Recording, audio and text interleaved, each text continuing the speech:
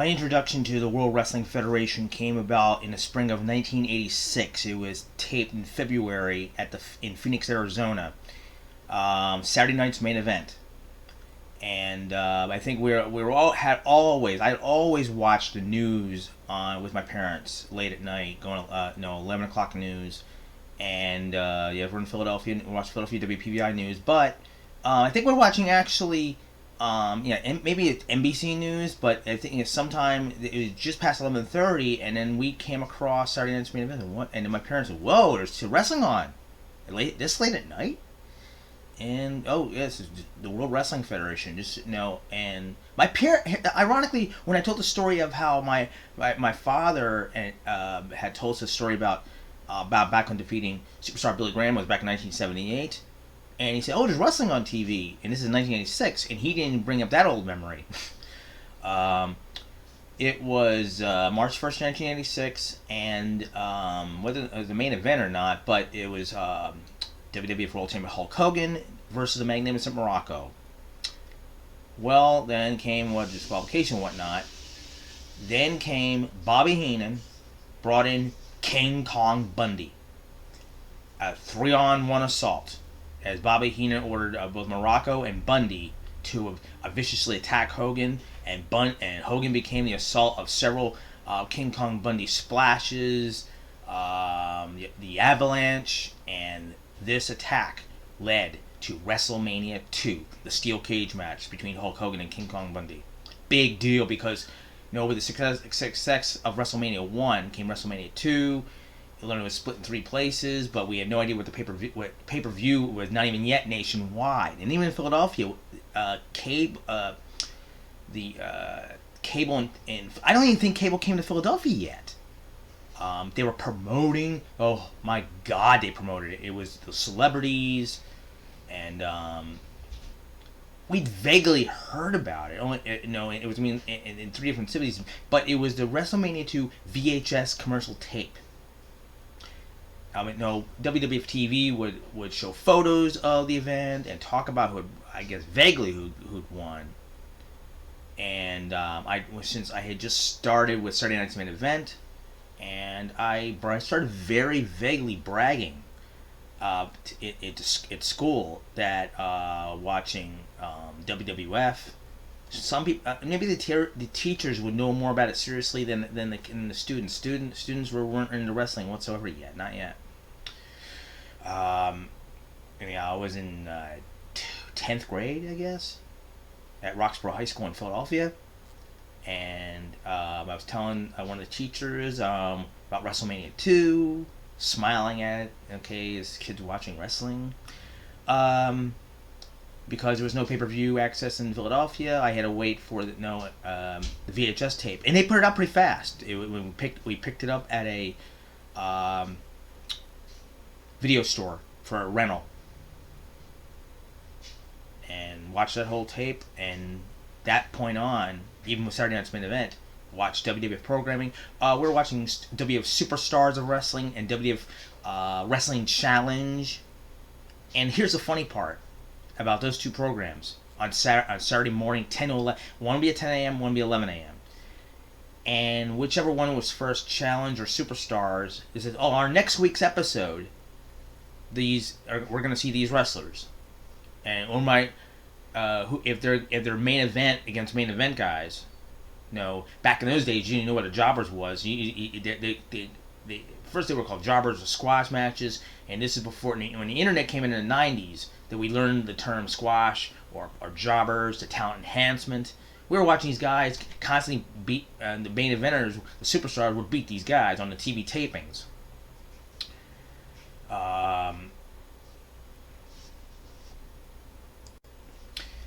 Between the episodes of Challenge and Superstars, when they announced who was going to be next week's episode, the next episode, I don't remember the order, it was Wrestling Challenge or Superstars, it was first at 10 a.m. or 11 a.m. on Saturday morning.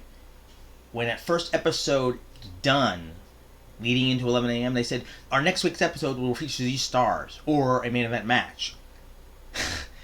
The next episode, it said, I don't remember if it was Challenge or Superstars that came next at 11 a.m., The matches that they just announced for next week were shown on that 11 a.m. episode.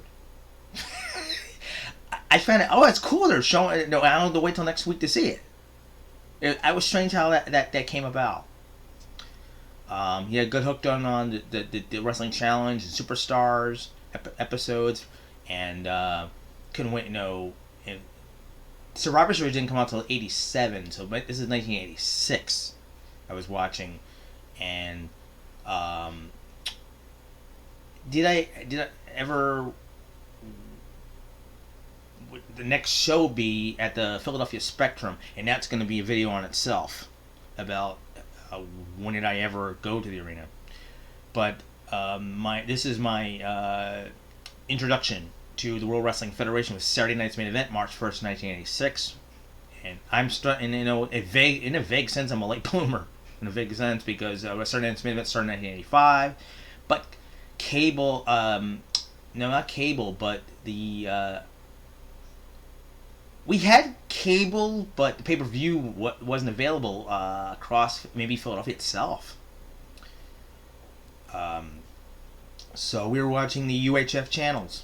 It was, believe, Channel 29. Yes, it was WTAF Channel 29 Philadelphia. I think it was that WF Challenge and Wrestling Challenge and Wrestling Superstars were my introduction to World Wrestling Federation.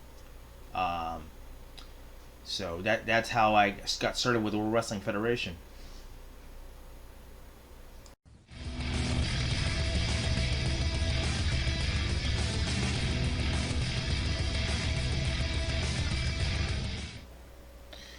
Would you believe I only went to 3 WWF shows in Philadelphia? Well, one was Atlantic City. The first WWF show I went to was April 2nd, 1989, WrestleMania 5 at Atlantic City at Convention Hall. The second one was promoted by Donald Trump. Back in a time when Donald Trump was Atlantic City casino owner and not who he is today. How I learned I didn't even know WrestleMania 4 had taken place Atlantic City, and I should have gone to that show. And that's where this story comes, how I'm going to explain what happened with WrestleMania 5. I don't know how I missed about WrestleMania 4 being Atlantic City. Again, okay, Atlantic City, for WrestleMania 5, the owner of our real estate company in Philadelphia had friends all over the place, and he was what's called a high roller and a casino high roller in Atlantic City, and he often went there. Actually, we met him up with him. We went to Atlantic City to the Boardwalk casinos. My parents were the casinos. I went to the Boardwalk. This person who was his a person who obtained tickets for him to shows, to casino comps. There's all kinds of things that, an associate, that a friend that was in the New Jersey in Atlantic City area would get things for someone who was wealthy, real estate magnate, and this person lived in Margate, New Jersey. Not gonna say his name. And he was a nice guy from what I remember, but they asked the owner, he had asked my father and I, would you do some work for him, because my father was fix anything, an apartment and house-wise, and we traveled down to Margate and did some maintenance work. I don't even remember what it was. And this person who was his business, how he was associated with getting tickets for Atlantic City shows in the casinos. I don't even know how wrestling was even brought up. I think he asked, "Are you interested?" He said basically, "You were interested in WrestleMania tickets the WrestleMania show coming up." Yeah, really, yeah. even though I just started being a wrestling fan watching it in 1986, which is only 3 years before. This is 1989, and I don't think he asked if I was a wrestling fan. Would you like tickets to the WrestleMania show? Yes, definitely. He said, I'll have the tickets at the box office waiting for you. Day of the show, April 2nd, 1989, and we were in line for people even as I don't think the doors had even opened up yet at the Atlantic City Convention Center. And even WrestleMania 4 and 5 were promoted as Trump Hotel and Casino, like the WrestleMania show was going to take place Trump Hotel and Casino. No, it was Atlantic City Convention Center, but just highly promoted by Trump, and Trump was there at ringside for both shows.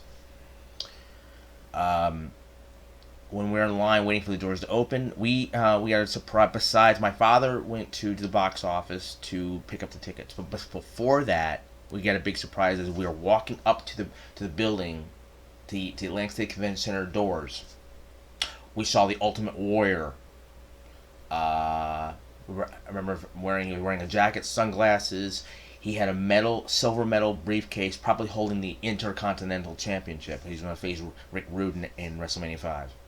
And we were, oh, wow. And we were all grabbing cameras. Back then, there was no cell phones. We had to grab some kind of cameras, and we didn't have a camera. I remember two elderly ladies, women, had cameras. They couldn't pull the cameras out fast enough. Here's the Ultimate Warrior! And he was smiling at everybody. He waved and walked right inside. Wonder how all the wrestlers entered the Atlantic City Convention Center. From those doors, too? From the front doors?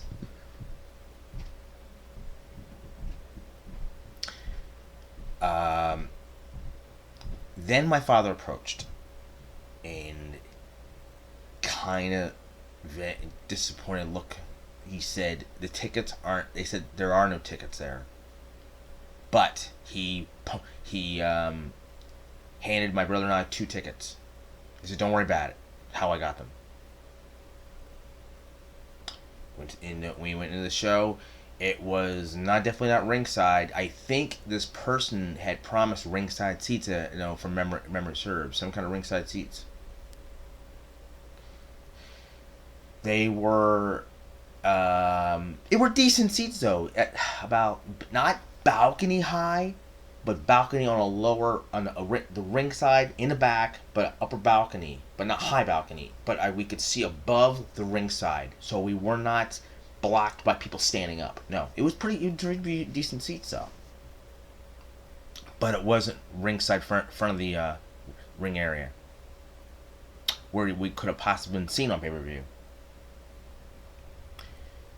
And two most memorable moments of being there at WrestleMania 5 was the disturbing loss. I was a huge Ultimate Warrior fan. Who wasn't? And when he lost the Intercontinental title to Rick Rude, and I saw Bobby Heenan hold his foot down, I was screaming, "No! No!" I swear, when I got the video, I turned it up so high. Listen, I swear I could hear it. You can hear me screaming, "No!" Oh, you don't want to see your heroes, your favorites lose. Of course not. Then when Hulk Hogan defeated Randy Savage to regain the WWF World Title, we were all cheering. And honest to God, never a Hulk Hogan fan. Really, don't ask me why. Maybe because of repeated leg drop, that's all he ever won by. But everybody could say about Ric Flair never had a repeat. He never changed his method of wrestling. We all love and respect Ric Flair, but he never changed his method of wrestling, how he performed the match. And I'm not disrespecting Ric Flair whatsoever. But everybody knows he always has that kind. He can wrestle with a broom. But he's one of the greatest wrestlers in history. One of the greatest wrestlers on the planet, of course. But Hulk Hogan, all you ever did use is a leg drop. And anyway, that's why I wasn't a Hulk Hogan fan. But when he defeated Randy Savage, we were all cheering for him. Those are the two most memorable moments. But otherwise, I did not realize that Strike Force was breaking up. Rick Martel and Tito Santana lose to Tully Blanchard and Arn Anderson. I didn't even know Tully Blanchard and Arn Anderson had left the Jim Crockett. That's how quiet it was kept. And no, they were in 1989. They were new to the company. Um, and I didn't realize Rick Martel had walked away from Tito Santana, breaking up Strike Force, and I didn't realize it till they started the feud between the two, Martel and Santana. It says that's maybe a point in time I started not liking tag team breakups. Okay, when the show's done, and we got back in the car to drive home back to Philadelphia, and me and my father were upset. We were promised ringside seats. Monday morning, went to the owner of the company in Philadelphia. I'll say his name is Alan. Love and respect him to this day. Met him twice since. I did a trip back to Philadelphia myself and met him again. I had a picture taken with him. No disrespect for Alan whatsoever. This had nothing to do with him. It was his associate that helped him get tickets or whatever for things for Atlantic City, for rooms. And we told Alan what happened. He called him up, and on speakerphone, he said, "What happened to our WrestleMania 5 tickets?" He said, "Oh, sorry, I forgot. I was on vacation." Whatever. And then the next voice was, next thing he says, "Whatever tickets you want right now, I'll get you right now. You can have any tickets." My father and I walked out. And I don't know what Alan said, but my father and I walked out of Alan's office. Very ticked off, very upset that now he'll get us things we want. But I had to tell this WrestleMania 5 story of, we did get my father paid $300, $150 per ticket for my brother and I. That's where he was all that time when the box office told him there was no tickets available that were supposed to be set aside for us. Ringside, but he put his part of his paycheck out to whatever money he had on him, and got tickets for us. We were not going to leave. He made sure his sons, wrestling fans, got into the show. The kind of person my father was. No, he was a wrestling fan himself. But I had to tell the story of WrestleMania 5. It's truly amazing that. Living in Philadelphia, I wouldn't have often gone to the Philadelphia Spectrum. And remember, I didn't discover wrestling until via television, till 1986. But no, I'm young yet, and I said previously I said in these videos that I was 15, 16 years old, 17 years old, 18 years old, and 18 years old. This isn't, even though we're living in a very large city. My father was overprotective about being out at night in Philadelphia and traveling down. The wrestling shows were 8 o'clock at night, coming, and you're not getting out till 11:30, if not midnight. And it's overprotective for being in a popular, vast, large, historical city as Philadelphia. It still can be dangerous at nighttime. He was concerned for us. He was a protective father. That's why I never got to go to a lot of Spectrum shows. It was 1990, and I am now 19 years old. Yes, I turned 18 in 1989. I'm now 19 years old, 1990. The news broke of SummerSlam, 1990 at the Philadelphia Spectrum. Well, I got to go to this. And this time, my father didn't say no. But, however, getting tickets was kind of difficult because it was a Sunday. Back then, still, businesses did not open till 11, 12 or later in the day, and there was the Ticketmaster phone. You could call Ticketmaster on the phone, but you had to have a credit card to order it. And I had the money, I could have paid. I went and paid in cash. I went down to the gallery. Now it's closed. It's changed to something else. The gallery was our teenage hangout at 10th and 11th and Market, I think it was. And there was a couple of music stores, and the tickets would be available at different places. Philadelphia it kind of did help promote. Ironically, where the Great American Bash for Jim Crockett Promotions, they did not promote any part of Philadelphia, whether newspaper, by radio, by television, nothing. That's why they only had a few thousand. Why Jim Crockett Promotions did not cooperate with Philadelphia. I don't know what the story was, why they didn't cooperate, or who did not cooperate promoting that Great American Bash Show July 1st at Veterans Stadium. It wasn't promoted in the city of Philadelphia, only to the wrestling fans on television. NWA Worldwide Wrestling was that show promoted. However, the WWF was very good at promoting. And in the newspaper, I'm not sure about radio, definitely a big thing on newspaper, but in their WWF programming, they promoted the Spectrum, and they listed on television where you could purchase tickets. Sunday, and there was a music store at the gallery, but Sunday businesses did not open early. Or there was no internet yet, not really, to order tickets. Or by phone, you needed a credit card, and you needed, I didn't have a credit card, so I had cash on me, not a credit card. So I took the SEPTA bus down to the gallery, 10th and Market, and 11th and Market, wherever the address was. And I went to this music store they listed, and tickets were already flying because through Ticketmaster, the phone with the phone system, since there was no internet yet, not really. I asked what tickets were available closest to the ring this time,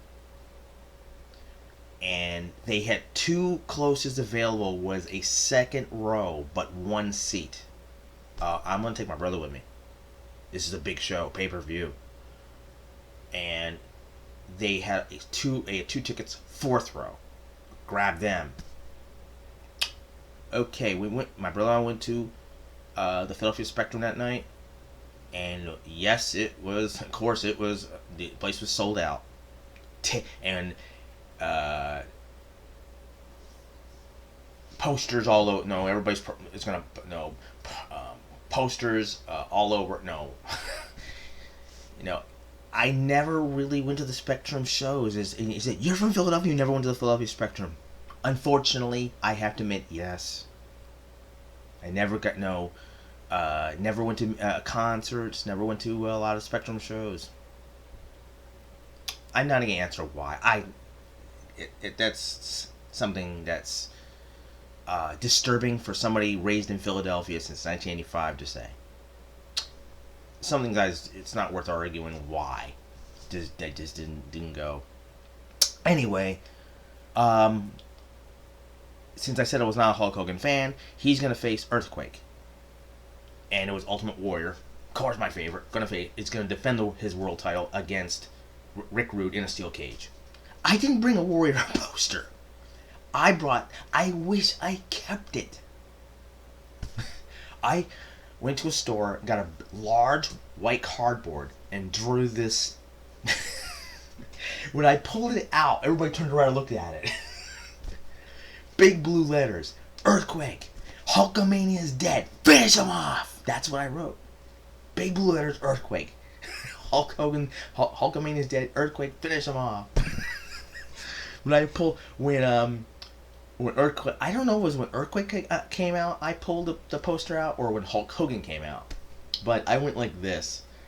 When the Real American song started playing during SummerSlam, and I put the poster up, and everybody's looking at it, and I went like this. Oh, geez, oh my God, I remember it sprang out of my mouth. Nobody complained about that. Everybody's more there for Hulk Hogan rather than Earthquake. I don't care. I want Earthquake to defeat him. I'm not saying I was an huge Earthquake fan, but okay. At the end of the match, I'm thinking, oh Christ, he's gonna here comes the big boot. I didn't see how Hulk Hogan got out of the ring or fell out of the ring. Here comes the big boot, and he's gonna do a leg drop. I went like this. My brother's with me next to me, and I went like this. I don't want to watch Hulk Hogan win. My brother says, He's out of the ring. He got counted out.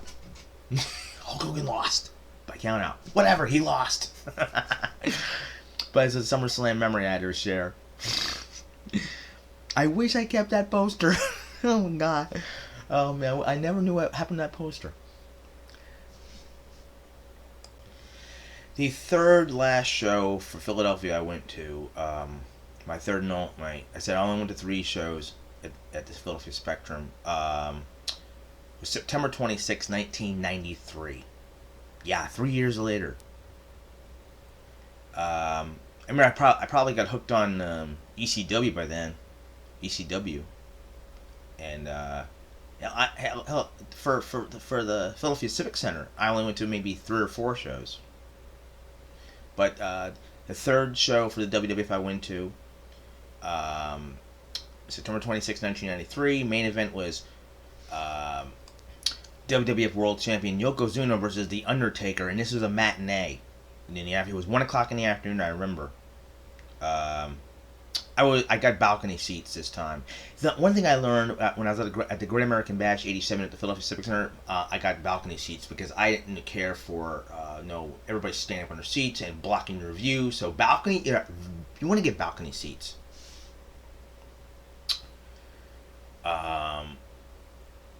But it was at the Philadelphia Spectrum. I got ringside, not say ringside seats, but on the lower floor. Did I get a lower floor to give out? Honest to God, I don't remember. It was balcony seats? Yeah. I think it was balcony seats. It wasn't lower floor, it was balcony seats. It was such a sunny, bright day that the sun came through the upper the arena exits to the outer doors to go outside of the arena. The sun was blaring right through. That's how sunny a day it was. You could see the sunlight come through the doors, the front doors reaching into the arena. So the corridors to the exits were lit up bright sunlight. It was just another WWF show. But it was upsetting to see Yokozuna pin The Undertaker. It was upsetting. But it was a third show I went to for the Philadelphia Spectrum. Now, I said I went to 3 shows at the Philadelphia Spectrum. True. I have been to a 4th WWE show. I had not been to a show since 1993. And now I'm living up in Northeast Pennsylvania with my wife. And I didn't care for how the company changed after McMahon bought out WCW. And I quit going into the mid-2000s completely. After there were 3 different times in wrestling history, there were wrestling moments I said, oh God, I am absolutely finally finished, done. I never thought I would ever quit. Well, I never quit watching, no matter how the product changed. I did. Oh man, I think I was bored. After all these years, I've never been to a wrestling show since. Okay, I was trying to look up the exact date of my 4th show, WWE, in Wilkes-Barre at the Mohegan Sun Arena. It was March 5th, 2019. That is 20, if I'm calculating this right, 26 years, 1993 to 2019, 23 years. I think it's 23 years. I was basically bored of never been back to a wrestling show. And my in-laws, my sister-in-law, April, and husband Mark, they always went to the shows at the arena on Holland Park Boulevard in Wilkes-Barre, and I said, oh, what the hell, I'm bored. So they got me tickets with good balcony. It's a very small arena and good balcony seats. I'll tell you one thing, the arena is very paranoid when it comes to videotaping, especially with our cell phone cameras in 2019. They watched everyone. All cameras. You'd be lucky if there's no Wi-Fi, but you'd be lucky if you can even use your phones to text communicate. But videotaping, they were watching. Wow. One thing I remember about March 5th, 2019, it was freezing. We parked by the mall, the Wyoming Valley Mall, and we walked over. Holy cow, it was a cold, freezing wind. Wow. And we had a big long line. They had metal detectors, very strict on security. But it's freezing out. Everybody's yelling, "Let us in!" Oh my God, it's cold. It was a SmackDown live broadcast and taping for their Cruiserweight 205 show, whatever what that was. I'm so far out of date with that company. I wanted to see Ric Flair's daughter Charlotte live. I think that's the most specific thing I wanted to see about that. I'm a fan. I'm a fan of Charlotte, Ashley Flair. I don't know why she isn't using that name. She doesn't really need the Charlotte name. Ashley Flair is cool enough. No, you're not. No, you're rising above your father. I like how you do your figure 8, figure 4. I like that. I like that move. That finishing submission hold. Um, everybody gets an entrance video. Every single person. What part of the card or roster they're in. But when it came to it was a kind of a dark match. There was a match between AJ Styles.